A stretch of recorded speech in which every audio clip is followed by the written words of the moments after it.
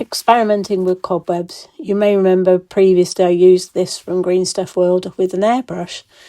It was okay, but I didn't feel that the cobwebs lasted a very long time. As you can see on this, it's kind of just in the arm there, and that's about it. None of the rest stayed on there. So having a failure with cotton buds, I decided to have a go with tumble dryer sheets.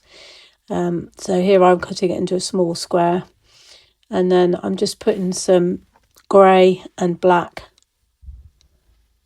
pastel chalk on there, because I don't know about you, but I've never seen a completely white cobweb. I think they look better if they're a bit dusty and dirty.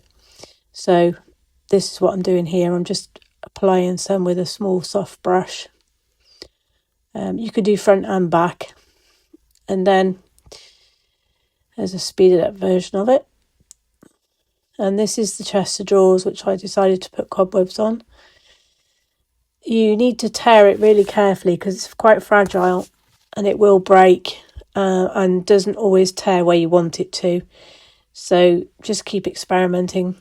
Bearing in mind I only used a tiny piece of the whole sheet, so I had plenty spare anyway. And you can fit it and stretch it. And I think the ones in the drawer look particularly quite, they look quite realistic. And not bad at all. Here's the plant, which I'm going to put in the attic, just an abandoned dead plant covered in a web. And you can use glue, just a tiny dot of super glue, to glue cobwebs to an object. So for instance here I'm gluing onto this clock so that I can stretch a piece of web on it and make it look like a spider's been on it.